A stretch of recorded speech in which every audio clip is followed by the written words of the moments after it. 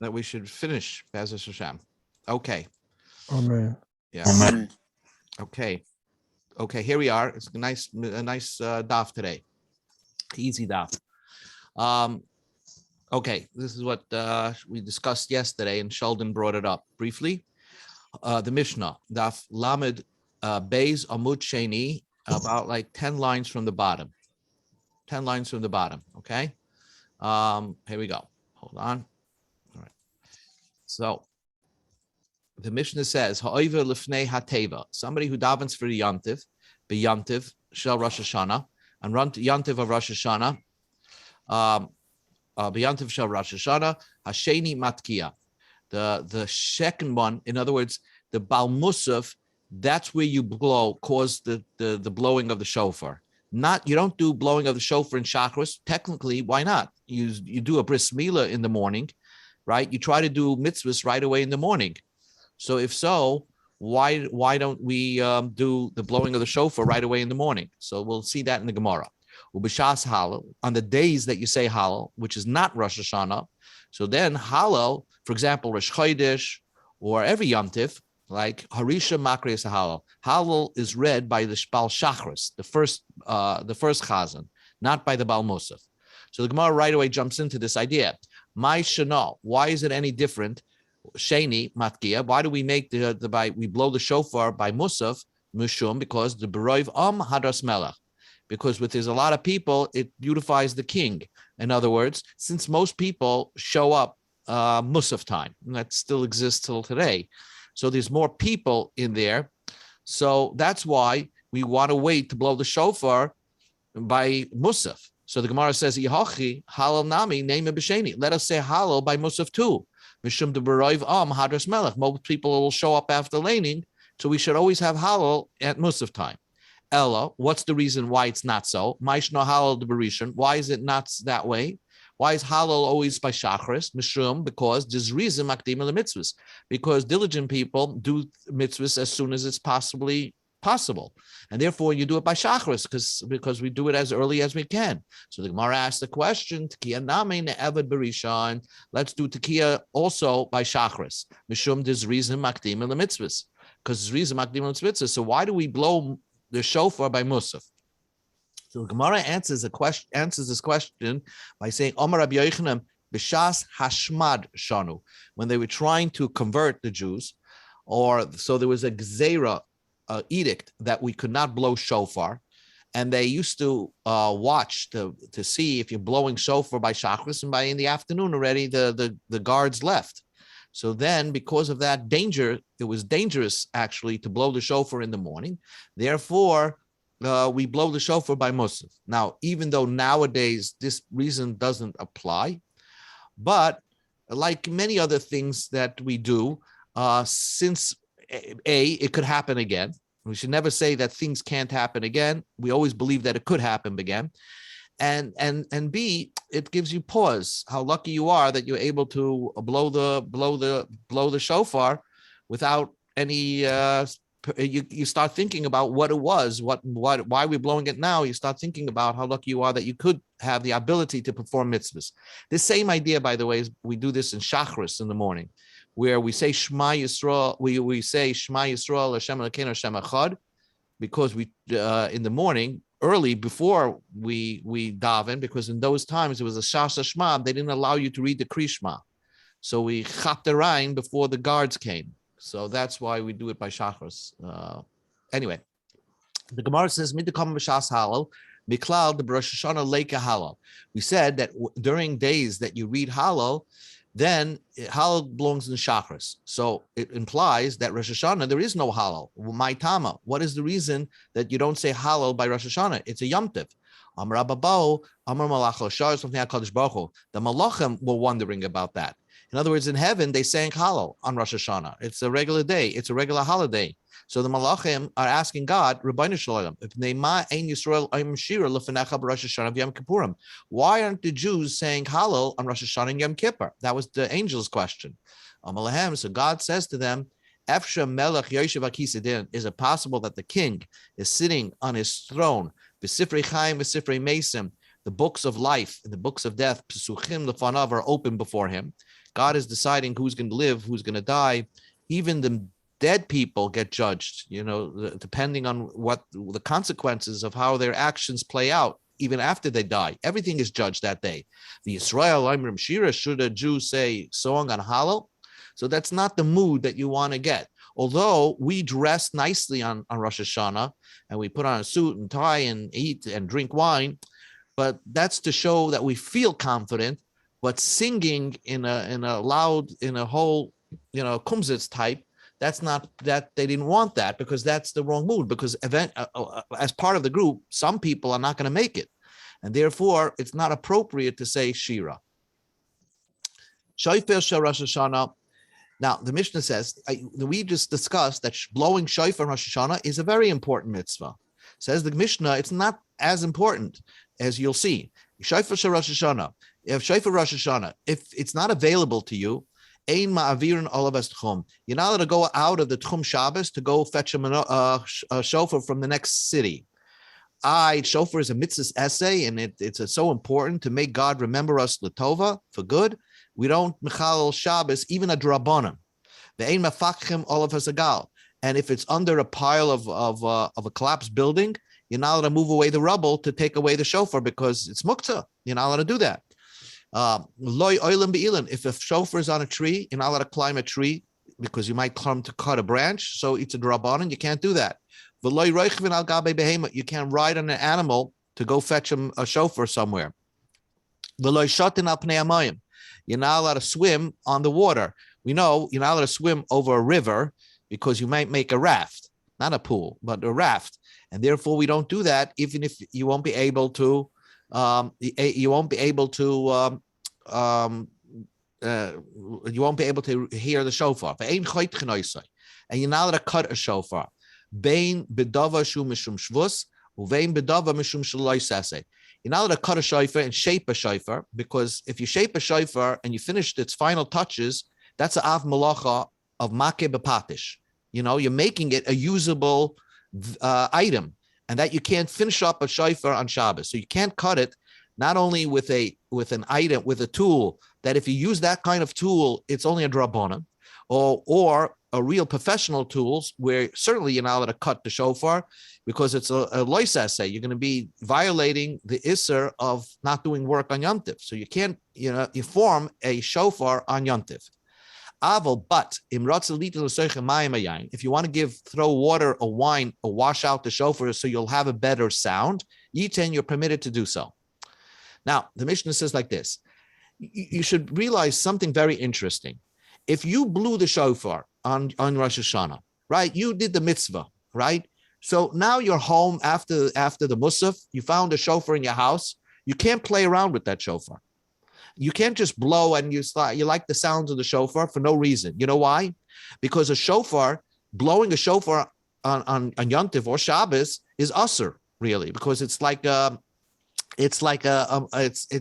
say you're not allowed to make sounds with a musical instrument, so to speak, right? So therefore, it's a chachma v'loy malacha, but still you're not allowed to blow a shofar for no reason. That's a very important point I want to bring out. And that's relevant to here. So what happens? You come home and you see your kid picks up the shofar and starts blowing. So the Mishnah says, "Ein ma'akvenes etinokus militkoa." You don't stop your kid who picks up the shofar and starts blowing. He wants to learn how to blow a shofar. You don't stop him to do it, because even though for you to play around with a shofar would be not permitted. Avo.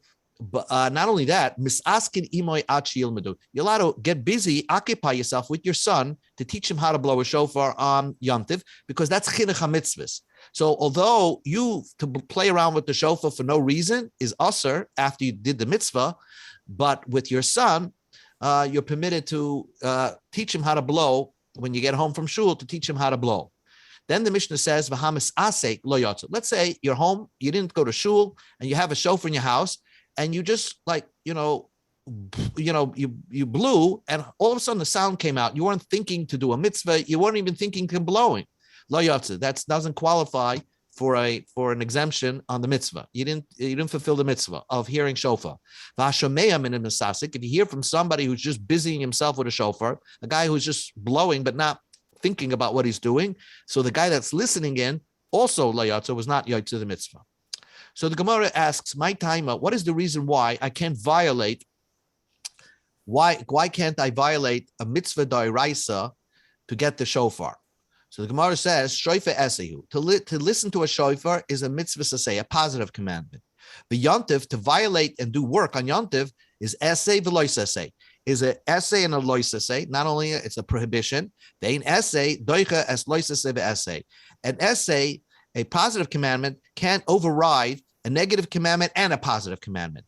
And therefore, it's a positive commandment can override a negative commandment alone, but it can't override a negative commandment and the positive commandment at the same time.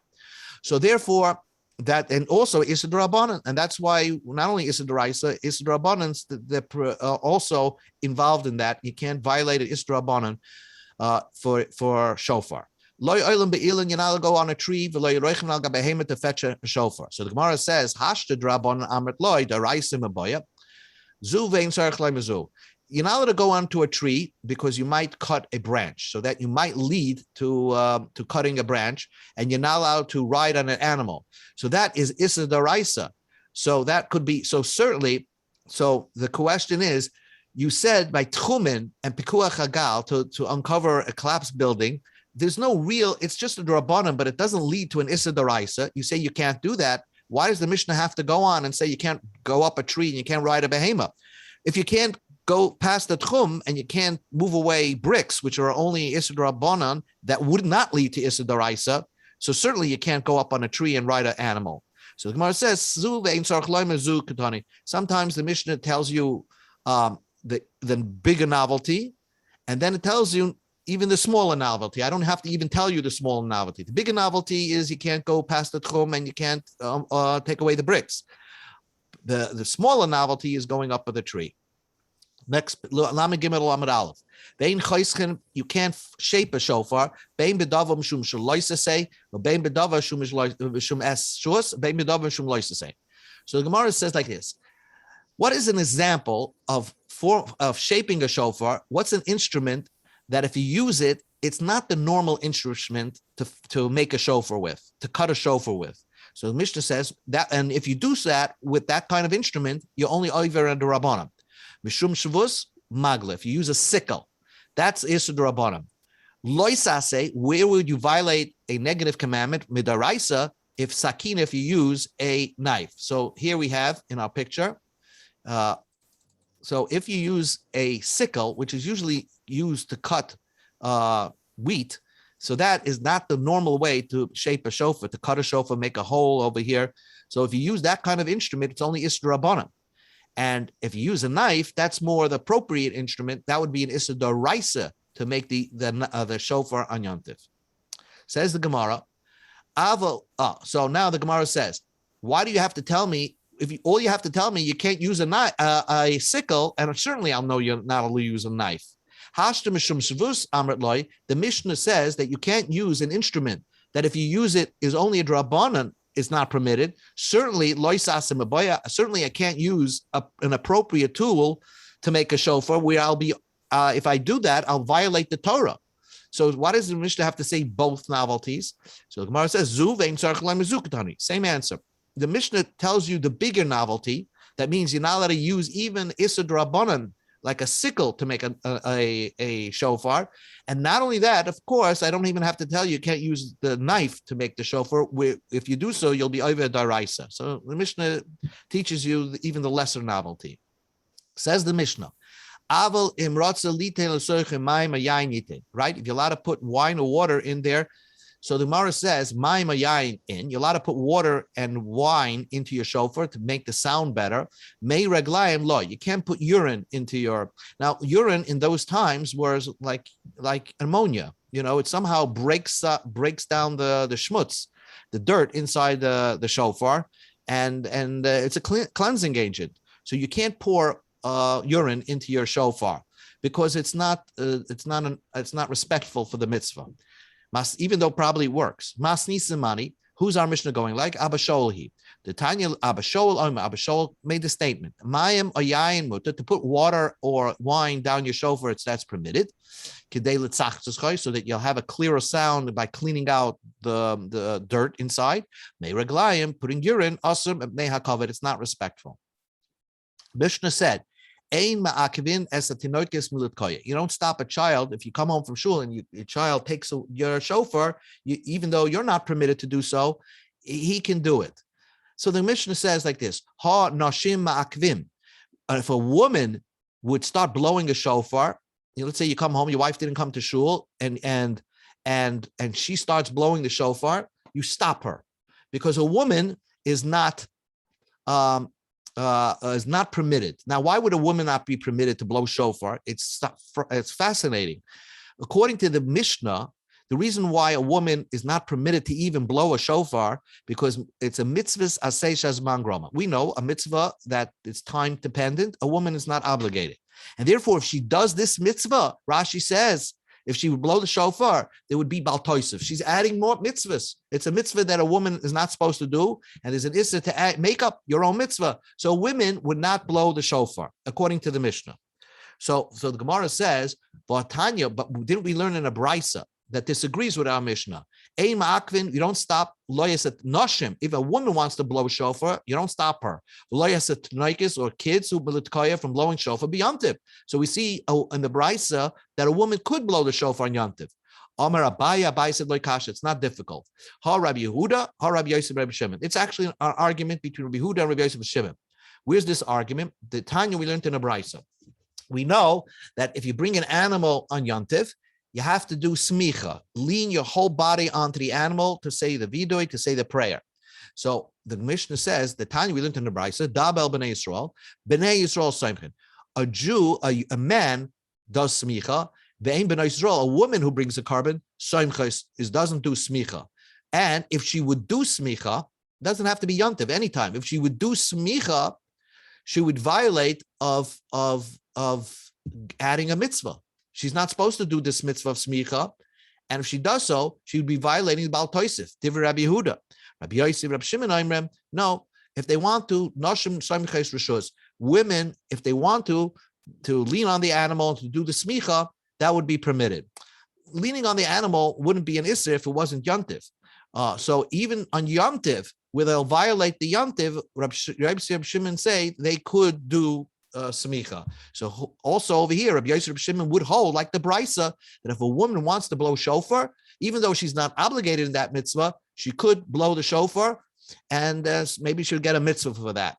But our Mishnah goes with the opinion of Rabbi Yehuda, and therefore our Mishnah holds a woman should not be blowing shofar on Rosh Hashana, and therefore, although it's generally accepted that women do come to shul to hear shofar. And in fact, if they want to do a mitzvah, they could actually make a bracha. That's what this whole Tosfos is. Besides they can do the mitzvah shazei man grama. Let's say they want to shake the lulav, but they could also they're also obligated, if they want to, they can make a bracha. But if a man was yotzei the mitzvah already, he should not make the bracha on behalf of the woman. So that's if the man was yotzei the mitzvah, then the woman can make for themselves. But for a man who was yotzei the mitzvah to be motzei a woman with the bracha should not. Now the question is, why could a woman make the bracha on a mitzvah? She can't say vitzivanu, you commanded us, right? So the answer is because God commanded the Jewish people collectively. So that's what she's saying, vitzivanu. I'll just point out that many places, I saw by my father that the women were not so into the mitzvah of sukkah, of shaking lulav, of doing sfiras ha'omer, because it's a mitzvah sasei shezman grama, and they weren't pushed into it to do it. They say in a Hasidic Taitz that when the Malachim came to Avraham, and it was Sukkot time, according to one opinion, it was Sukkot, they were eating under the sukkah, and so therefore the Malachim asked Avram, where's your wife? So he answered, she doesn't have to eat in the sukkah. Hine ba'oil, she's in the house, in the tent. And therefore they say the other side, the Hasidim, are generally people who don't push their women to do extra mitzvahs. and they believe that it's a segula to having better kids when the woman's more focused in the house. Okay, so that's what we learned over here. If your son picks up the Torah, you can not only that, you can be busy with him until he learns how to teach him how to blow shofar. Even if nobody's blowing shofar, if your kid picks up the shofar on Shabbos, you're allowed to teach him how to blow. Even Shabbos, where we're not blowing shofar, you can teach your son how to blow shofar. And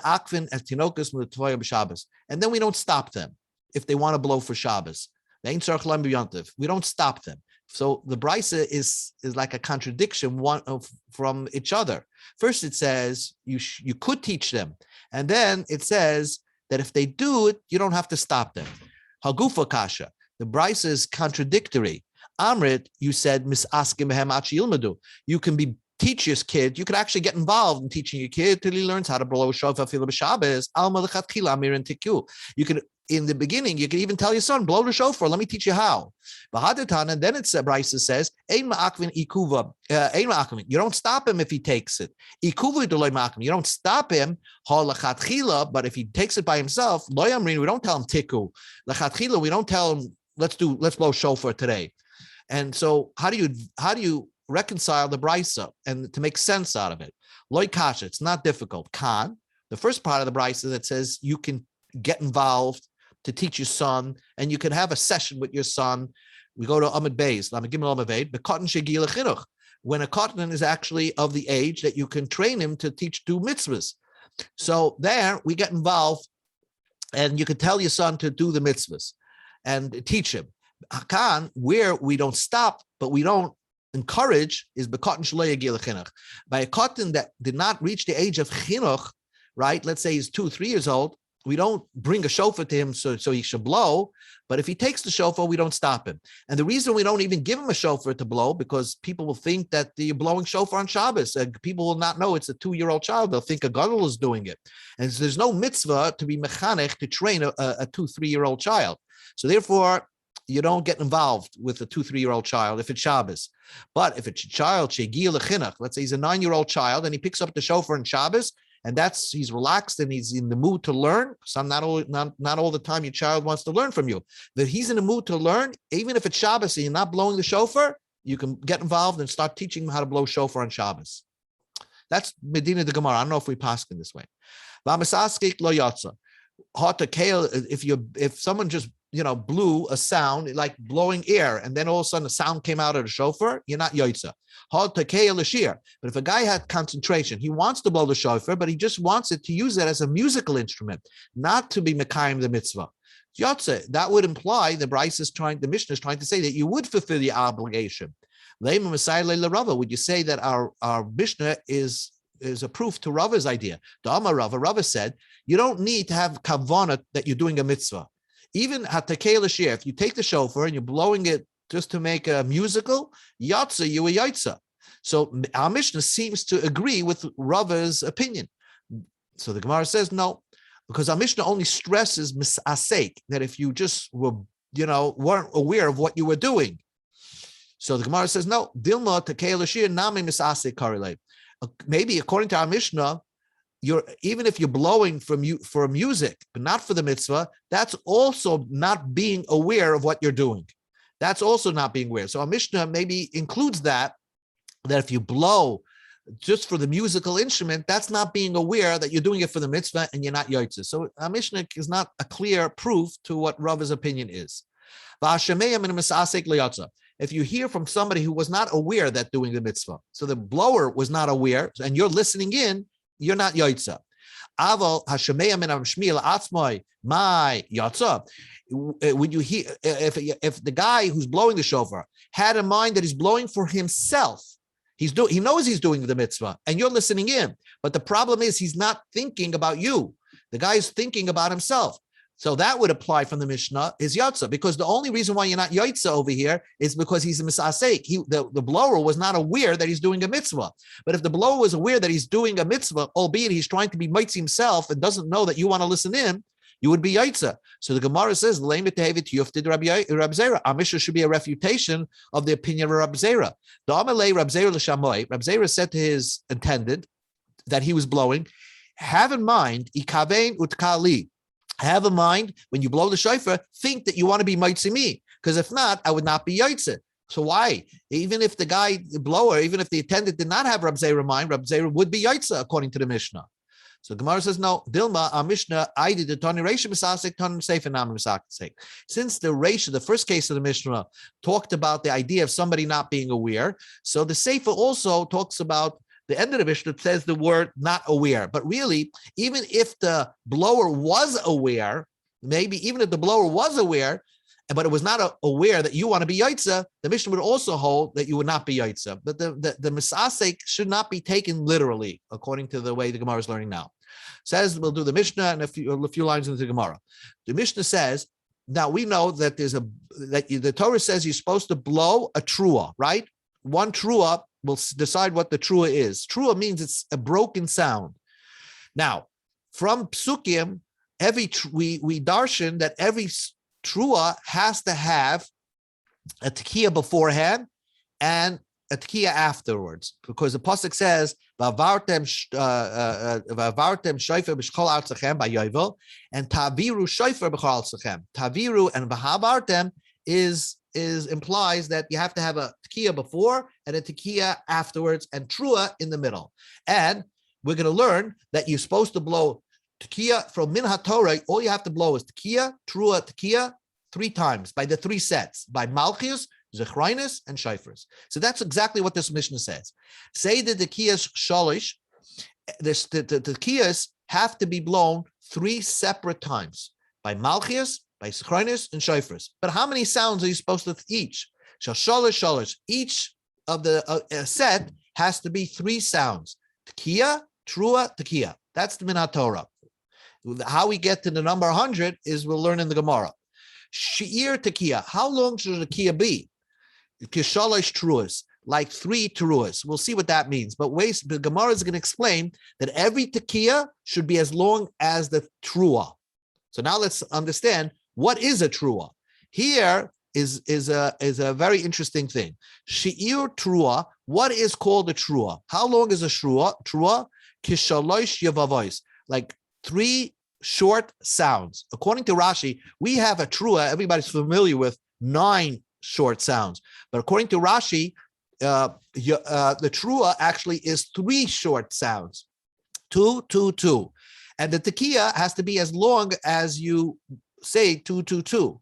So the tekiah has to be like the 3 little sounds, and a trua is the tekiah has to be the size of a trua, and the trua has to be 3 little sounds. We do 9 sounds, but really a trua should be little sounds.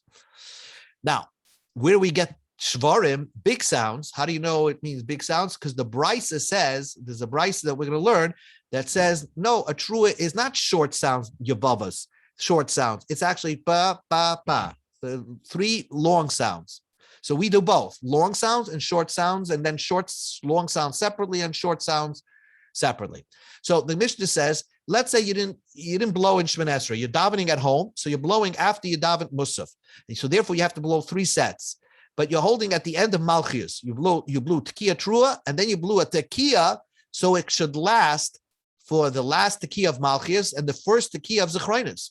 Taka barishoni, you blew a shofar, umashach b'shniya kishtayim, and you extended it into the second set, so it should be counted as 2. In other words, it was the last tekiah of the first set, the last tekiah of Malchius, and you brought it so long, you made such a long blow that you wanted to count as 2 tekiyas.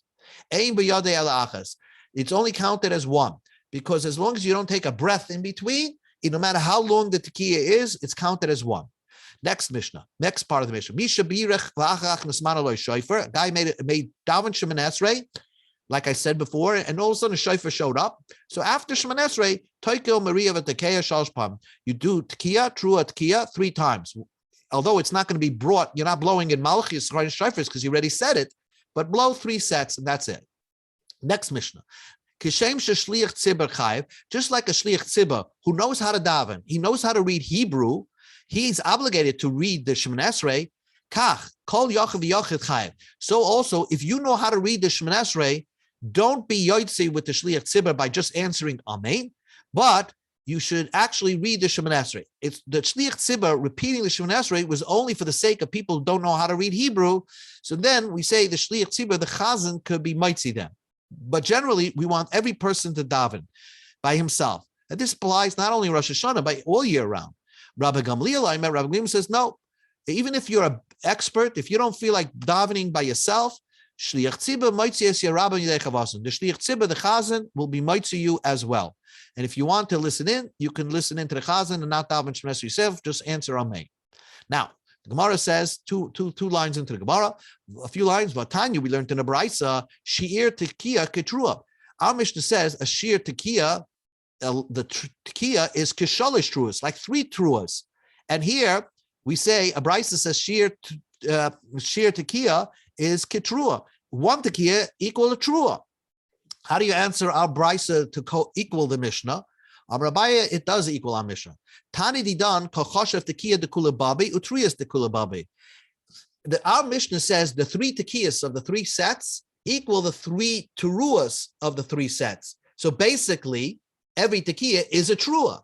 That's the way our Mishnah put it, and that's exactly what the Braisa says. Tana the Braisa kochoshev chad bava v'sulay. The Tana the Braisa was talking about 1 set. The 1 tekiya equal 1 terua. They both agree to that. So that idea of 1 tekiya equal 1 terua. So what's the length of a tekiya? As much as it says to say 3 short sounds. Boo, boo, boo. That's the terua. So the length of a tekiya has to be just enough to say those 3 sounds. Now, our Mishnah said, Shriir tekiya kigibel yababas. A trua is 3 short sounds. For Tanya, we learned in a Braisa, Shia Trua, a Trua is actually Kishloisha Shabarim, is like 3 large sounds. So is it a short sound or is it a large sound? Amar Abaya, Bahava de Pligi. Actually, a Braisa is arguing with our Mishnah. What's the argument about? Why does our Mishnah hold that a Trua is short sounds and the Braisa says it's long sounds? The Ksiv, the Pasuk says, Yoim Trua Yelechem, that the day of breaking a sound, that's the day of Rosh Hashana. What is Yom Teruah? M'targaminam. The Targum translates this Yom Yevava Yehilechaim. It's a day of sighing. What does that mean? Uksiv be'imai de Sisra. There was the mother of Sisera. What was Sisera? Sisera was a general.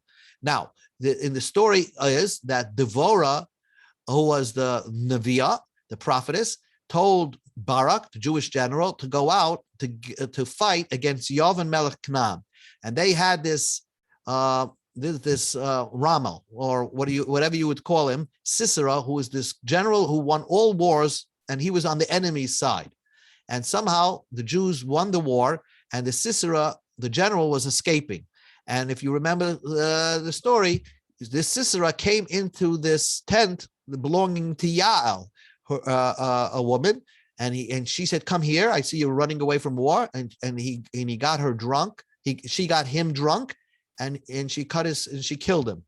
And the pasuk says over here that what was strange about the whole thing, that the mother of Sisera was waiting for her son to come home, because she always knew that when he's victorious, he comes straight to her, and it was always that way after many, many wars. Ba'ad hachaloi nishkafa, the pasuk says. She was looking out the window, waiting for her darling Sisera to come, who was a big Rasha, and then she saw that he's being delayed. But to Yababe, aim Sisera. All of a sudden, she started to Yababe. Yababe is the same thing as Yavava, the mother of Sisera. Now she's going into shock. So what happened when she realized that her son is not coming home now and will not coming home forever? So Marsava, one held genuche ganach. She fell under stress. That's the brisa, and therefore, when you fall under stress, breathing is difficult. So she took deep breaths as if somebody is a sick person, and it takes long, deep breaths. And that's why they hold the trua, which is the meaning of Yababa, is another name of Yababa, was long breath. That's why they called it a shavarim. But our Mishnah holds, no, it's a crying. She actually started to crying. So Yalule Yalel, she started to cry. And therefore, when you cry, you take short breath. And that's what our Mishnah held, that the trua was short breath. So it's amazing that the whole idea of what a trua is learned from the mother of a great Rasha, and the fact that she cried when she understood that her son was lost at war. It's amazing how HaKadosh Baruch Hu understands the feelings of even the greatest Rasha, and from there, that precise person is where we learn the idea of what a trua is and what the shofar is all about. Okay, so we'll stop right here by the Tanu Rabbana. Beautiful. So Be'ezus Hashem, we should all finish the Masechta Gesundheit. Amen. Okay, very good. Shabbos. A good Shabbos, everybody. Shabbos. Okay, Mayor, I can give you a call. No, you can talk to me now if you'd like. Yeah, sure. Let's. Whatever's convenient. Yeah, that was good. Okay. I send my number just in case you need to speak to me. Yes. Okay. So I was wanted to ask you. So you said the other day that you had a story for me. Just any recollection that's that would be nice. Oh no, I was thinking of things with Friedberg, with Dov's father. Just a few things that I remember. I remember when I was a kid going to Yavne. It's a long time ago, before my bar mitzvah. I was practicing on how to put on film, and he had a little store, the foreign exchange company, Friedberg. It was in a street in the financial center, which is 2 blocks in Montevideo, Uruguay, which was not far from